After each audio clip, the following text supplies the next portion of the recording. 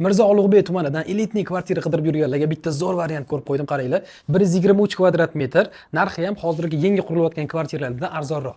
Orientir shunda Eko bozorga yaqin masofada joylashgan. Qaranglar, endi planlarini tushuntiraman. Oshxona bo'ladi bu tarafda, kattagina oshxona. Bu tomon umumiy sanuzel bo'ladi, garderobniy zona, bu katta hol qismi bo'ladi. Qaranglar, ikkita spanniy, detskiy spanniy bular, murskoy, jenskiyga mo'ljallab qilingan ekan. Hamma narsasi qolar ekan. Bu tarafda roditelskiy spanniy, o'zini ichida sanuzellari ham bor. O'shanda umumiy hisobda ikkita sanuzel bo'lyapti. Bu yerda kattagina zal qismi bo'ladi. Har bir kvadrat metrini 1350 dan baraka qilsanglar bo'ladi. Xuddi shu joyga kelib, bitta o'rganib ko'rsanglar, hali qurilmagan binolarimizni 1300 dan baraka qilsanglar bo'ladi. Undan ko'ra mana bunaqa tayyor mebel texnika, mana shu kuxurniy nabor, mebel texnika hamma narsasi bilan olganinglar yaxshi emasmi? Tayyor odam yashab turgan joy.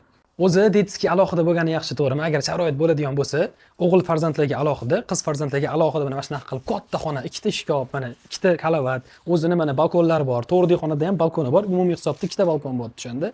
Alohida qilib berganinglar yaxshi, to'g'rimi? Agar sharoit bo'lsa, bu yerda mana hamma narsasini alohida o'zi bo'lib qo'yilgan ekan. 123 kvadrat maydonga ega, yopiq dver bo'ladi o'zini, kodi bilan kiriladigan. Avtoturargohdan ham muammo yo'q. Bu kvartiramiz mana shu orqamdagi turgan Temur Malik majmuasini 5-qavatida joylashgan bo'ladi. Katta yo'lning birinchi liniyasida shunda Eko bozor, maktab, bog'cha, masjid hamma narsa yaqin masofada joylashgan.